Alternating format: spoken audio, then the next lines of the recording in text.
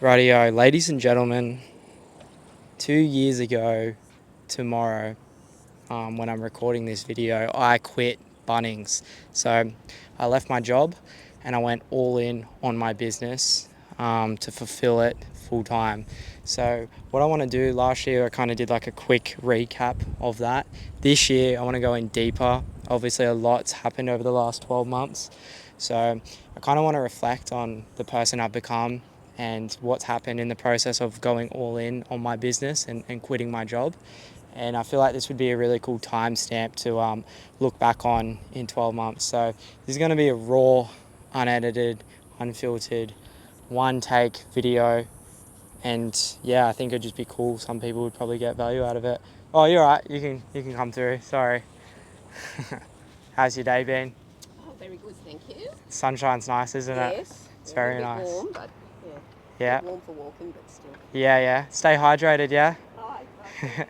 See ya.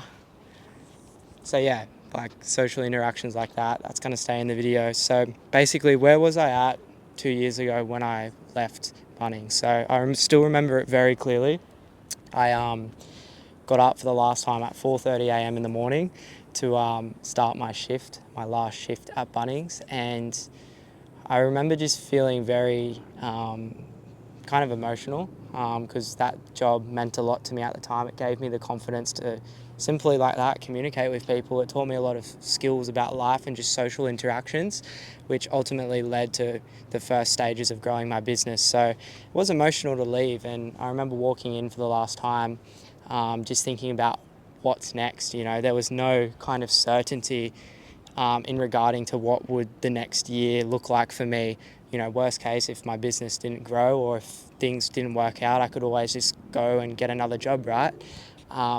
So there was a little kind of what if, but it was mainly excitement going through my mind because I knew that I got my business to a really solid point and built a really solid foundation. The next step for me was just ripping the band-aid off and going all in on that and quitting my job so I could focus 100% of my energy on growing the business. So that's what I did, and leaving was a really cool feeling, and one that I will remember for a very long time. So it was really hard too. There was a sense of like imposter syndrome, which I've always kind of suffered from, and self-doubt, which I've actively spoken about online, and that kind of crossed my mind. It's like, well, what happens if it all goes to shit? Like, what happens if I fail? But I'm just really lucky that I had the support around me and I had the reps already stacked where I could kind of go all in. It wasn't like I was kind of starting from scratch and just quitting my job and going all in. I already, like I said, built a base, and then kind of, the social proof was there, right? I was making money already from my business. So it was more just an identity thing, going from, retail worker to full-time business owner, full-time videographer. And, that was the goal. And then, that was always the goal starting out. It's like, when I first started out, I always wanted to do, videography full-time. And then when I left Bunnings, at the end of 2023, at the start of 2024, I kind of went through this weird transition, this weird identity crisis where I achieved my goal. I achieved everything that I set out to do. I became the full-time videographer, full-time business owner. I was now running my own race. I was calling my own shots. And over the next 12 months, I was, trying to navigate what that actually felt like and looked like. I went through this huge identity crisis because I achieved my greatest goal and I didn't know what was next for me. And it ultimately took me 12 months of navigating what, being a full-time business owner actually even looked like, to then get to the start of 2025 where, started this year where I realized, right, well, I achieved my biggest goal. What's next for me? And, at the start of this year, I made a video, you can go back and watch it, and I set 5-6 clear goals that I wanted to go out and achieve. And we had, this year in 2025, a new direction, a new kind of new goals to go out after and wake up every day and go hard and try and achieve them. But in 2024, we didn't really have that. We achieved our goal, we left Bunnings, and then it was kind of like a bit of a hold standstill. And honestly, 2024 was a great year. The business doubled. It was still me. I learnt a lot about, you know, day-to-day life of being a business owner. You know, there was a lot of long nights, there was a lot of long days, there was, you know, a lot more money coming in. I was making a lot more money, and, you know, I was just learning a lot, and I was meeting right people, and I was ultimately getting better at my craft as well, which was probably the biggest win in 2024. My work became, you know, something I was really proud of, and that showed in my brand because my brand just like skyrocketed, and that all came from putting all my eggs in one basket, which was my business. Like I said, I had no safety net of Bunnings anymore, so that kind of overnight just compounded everything for me.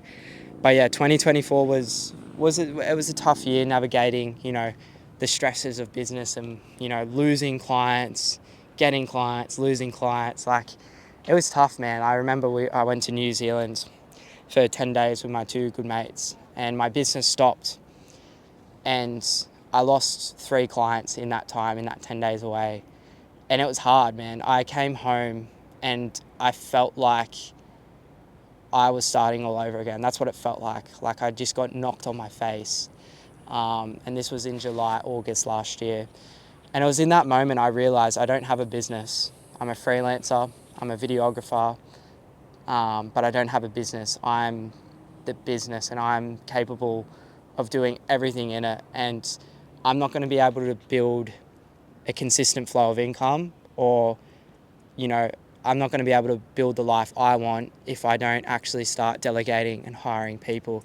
So that's when the first idea of, you know, hiring came in to place, when I got back from New Zealand last year and I realised, fuck, I've just lost 3 clients because I was away for 10 days. I couldn't fulfill their needs because I was having a holiday. And that's a really, you know, tough mindset to get into, because everyone's entitled to holidays, right? Like, you can't just, you know, work every day of the week. So you guys are right, come through. No, don't apologise. Don't apologise. How's your day been? Good, mate. Cheers, thank you. Yeah, How's good. yours? Yeah, all right, can't complain. Got a very nice view, very nice backdrop. All the best. Yeah, you too. Thank you, guys. So yeah, I just realised, shit, I need to hire people and delegate, because if I want to build a life that's fulfilling and not, you know, kind of like I have shackles to me, like, and I'm like indoctrinated in my work 24/7, and I feel guilty for going away on a fucking holiday. I like that. There's no life in that. So I realised when I got back from New Zealand, all right, we need to replace those 3 clients. We need to build it back up, and then we need to look to hire. So that was kind of the goal over the next 6 months when we got back. And then at the start of the year, you know, brought us into 2025. We realised that, okay, what does it look like to hire people? You know, we need SOPs, we need a solid onboarding process, so the minute they come on board, they know what they're required to do. We can upskill them, you know, within a 4 to 6 week period, so then they can replace me in the business as quickly as possible. And the first half of this year, we're now in 2025. Sorry, this is really like off the cuff, like I said, so hopefully this actually is good. But yeah, fast forward to the start of this year, we kind of wrapped off 2024, you know, solid year. We kind of replaced those people that we lost it back in August from our holiday, and we kind of built that foundation back up again, and we ended the year off solid. And we came into 2025 with one certain goal, and that was to scale, to hire, to build a team, to delegate. And we did that. We're here now. We have 4 people working inside the business, which you guys already know. But how we did that, like I said, we got SOPs, we got a solid onboarding system, and we clearly wrote down, before we even looked to hire, who is it that I need? What roles do they need to do? There's no point hiring someone and not understanding what their role actually is, because how are they meant to come in and understand what they're meant to do if you haven't, you know, actually sat down and thought about it? So that's what I did, and I spent hours creating SOPs and breakdowns on how I edit, how I shoot, all of this, which made onboarding our first person, Jimmy, so quickly, like so good, you know, and he's an absolute superstar. He's an absolute rocket. He's my right hand man in the business, and he is literally a clone, a duplicate of me. He does all our shoots, he does all our editing, sometimes does client comms, and he is really morphing into what's going to be a leader inside this business and company as I continue to grow and step back in as more of a kind of founder kind of role. So yeah, it was really cool. And I remember at the time when we hired Jimmy, it was in May. It was a very hard identity shift for me, where we just couldn't understand paying people. It was hard, and I didn't see ROI in it. I was like paying him like $1,000 a week, and I was like, fuck, like I feel like I could just do those tasks that I was paying him for, and I was like, oh man, it's $1,000, like, you know, like we were obviously making a lot more than that, but I just wasn't used to giving away money. Like normally that just goes straight to me. So I was like, ugh. It's the first time I was kind of like, I was outside of my comfort zone from a financial perspective, because previously we'd just make all this money and we'd keep it all, or we'd reinvest in the business. So when we first hired Jimmy, that was a bit of an identity shift I had to go through, was like, you know, like you're ultimately paying for your time back. And then with that extra time that you've got back, you can then grow the business, which is in tune going to bring in more money. And I didn't realize that until month 3, where everything just exploded.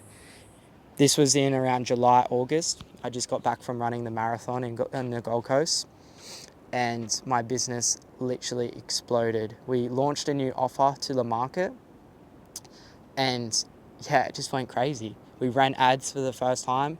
It just went boom. I reckon we signed 15 retainer clients in the space from July to the end of September.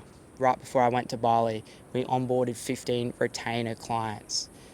I think at the time previously before that, we would have had 2 or 3. So it was huge for us to do that. And, you know, before we kind of rely off one-off shoots that were kind of recurring revenue in a way, but it was unofficial retainers with how the property videos kind of work inside our business. It's kind of hard to explain. So we did have a good consistent revenue, but we never had, you know, actual retainer client up until from July to August to September this year, where we signed 15 on top of the 2 or 3 we had previously. And that was down to getting my time back. I wasn't as stuck in fulfillment as what I was when Jimmy came on board. His growth in that 3-month period, he went from, you know, learning how to shoot, and then once he nailed the shooting fundamentals, he came in and started delivering the edits. And then seeing his growth through that 3-month period, you wouldn't even be able to tell, you know, if I edited the video or if Jimmy did, because we were at the same standard. And he was able to get there because I spent those months prior upskilling, you know, making the SOP library so whoever comes in the business can be upskilled within weeks. So that was crazy for me, and all that free time, I was able to bring in, you know, thousands of dollars, tens of thousands of dollars into the business, just because of delegating, you know, fulfillment to Jimmy. And then my time was freed up to then go out and, you know, grow the business. And we just exploded in that period. We went on a generational run. We then got to the end of September and I was like, holy shit, I need to like hire someone else. I need an editor because I am doing way too much editing. So we got Max, you know, who is the second guy we hired inside the business, and all in the same city, all in Australia, all from Newcastle. Look at our beautiful city. And we all live within 20 minutes of each other. It's crazy. And he is now just killing it inside editing. You know, he's trying to fill, you know, basically what I'm trying to do Q1 next year is I won't do, you know, any of the editing. Max and Jimmy will kind of handle that. And, you know, we've built him up in the last 3 months from September to now December, where he's an absolute, you know, A player. Like, he is a really good editor, and he's going to help build out the editing department of the business and help with fulfillment on some of the, you know, bigger retainer clients that require multiple steps, because we're not just, you know, delivering videos now, we're delivering, you know, paid advertising, we're doing strategy, we're posting the videos for them. So bringing Max on board so I could kind of delegate the editing to him me and Jimmy did the shoots. Jimmy did some of the edits as well. I was just shooting now.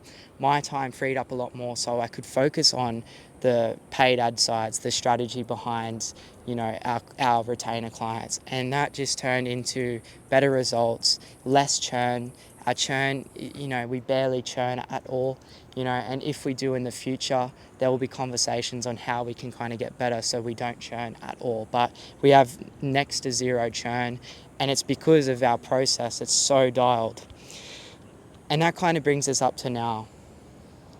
There's people coming. Social anxiety.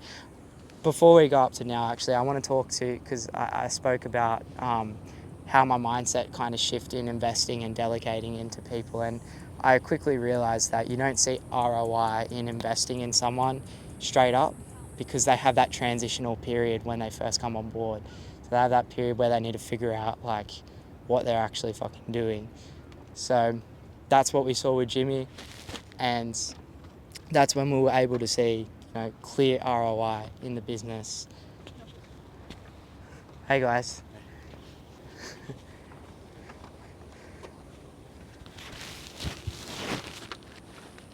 So yeah, that is why we were able to see clear ROI in the business. We didn't see it in month one because he was still upskilling himself, you know, and that's why it felt like paying him $1,000 a week at the time was like, fuck, I could just do it myself and I could reclaim that $1,000. I didn't realize that, you know, in order to delegate and free up my time, I was actually going to make more money.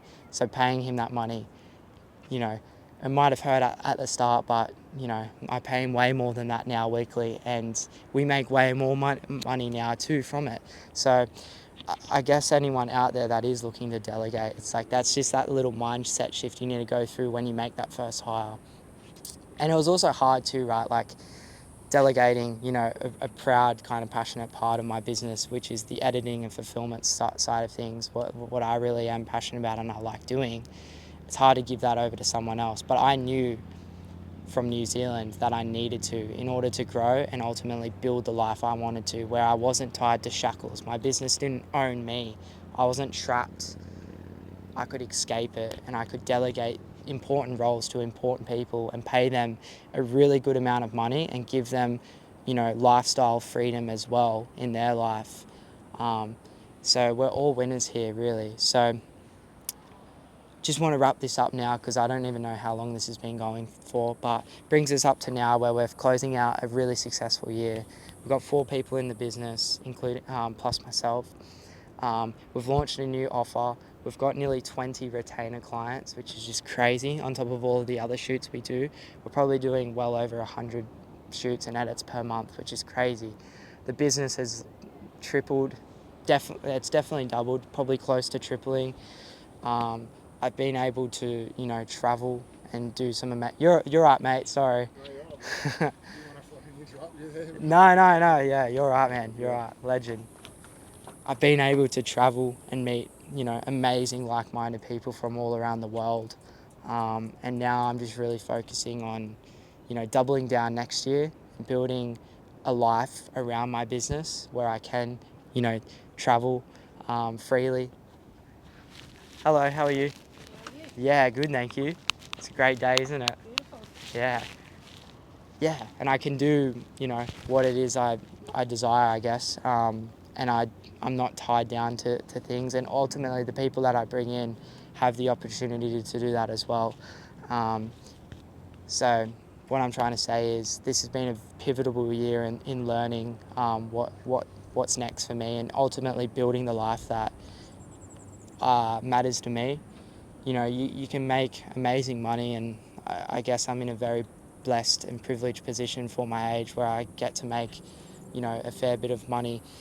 But that doesn't ultimately matter because, you know, if you're tied down to your business, if you can't escape it, if you're the bottleneck, how are you meant to experience life outside of just making money and kind of being stuck in the hamster wheel of your business? So that's what I realized this year and ultimately freed myself up from, and I'm really proud of myself and my efforts. And if you told me 2 years ago that my life would, you know, look like this and I'd be in the position I am now, when I left Bunnings 2 years ago, I would be over the moon. I'd be so shocked. So the final message, you know, to wrap up this really, hopefully it doesn't seem awkward video, but, you know, look at this like landscape, it's beautiful, you know, people are walking past. I just, like I said, want to keep it authentic to me. But to wrap up this video, my message to people watching this now is don't underestimate what you can achieve in 2 years. You can achieve so much in that time. You can achieve so much in 3 months. Your life can change. So don't underestimate what you can actually achieve. And don't let people like us online that have these stories that might seem like we're killing it, you know, scare you away from starting. Because 2 years ago, man, I was that kid that was, you know, ready to go all in on his dream. And I believed in myself and I just worked hard every day and I didn't give up. And ultimately I've gotten myself here today, and that's what I'm going to continue to do moving forward, and keep playing this game of life that we know it, because there's no rule book, right? No one has the answers. No one has a clear roadmap on what's right and what's wrong. I'm just chasing alignment and fulfillment in myself, and that's taking me down a road that ultimately is fulfilling and what's purposeful for me. And to do that with amazing people, like-minded people as well, it's awesome, man. So that's my message to you. If you're out there watching this now, take the leap, believe in yourself, don't give up, and you'll be very surprised on what happens over the next 2 years as well for yourself. Jesus. All right, well, that's enough talking from me. Thank you so much for watching the video. Hopefully you got something out of it. And yeah, we'll see you in the next one. Peace, guys.